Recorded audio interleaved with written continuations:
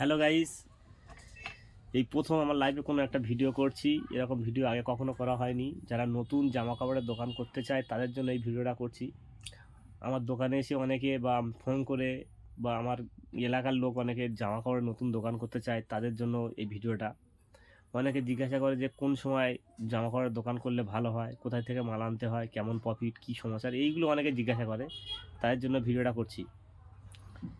সবার প্রথমে বলবো, জামা কাপড় দোকান করার সবচেয়ে যদি ভালো সময় যদি ধরা হয়, আমার মনে হয় এই নভেম্বর মাস এবং ডিসেম্বর মাস, এই শীতকালে।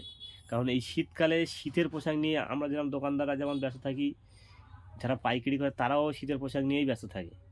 শীতের জ্যাকেট, সোয়েটার, চাদর, এই বিভিন্ন ধরনের শীতের যত পোশাক পোশাক আছে সেইগুলোর দাম বাড়ে এবং সেইগুলোর কারবারই হয়।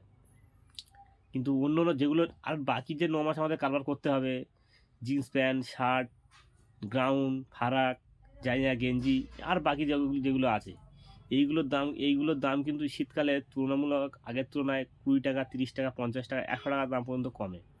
ওই জন্য কেউ যদি নতুন দোকান করতে চায়, আমার মনে হয় তার তার সবচেয়ে ভালো হবে এই সময় অন্তত মালটা তুলে রাখুক।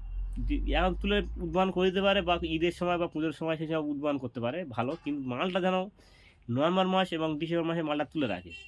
তাহলে কী হবে, ধরো আমি একটা দোকান করছি, 5 লাখ টাকার মাল তুলবো।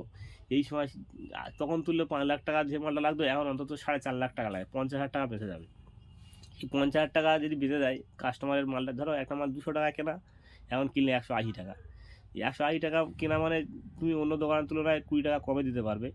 ওই জন্য যদি নতুন দোকানকে করতে চায়, এই সময় মাল তুলে নাও, মাল তুলে রেখে দাও। যদি উদ্ভাবন করে দাও ভালো, না হলে ঈদের সময় বা পুজোর সময় এসে দোকানটা উদ্ভাবন করো।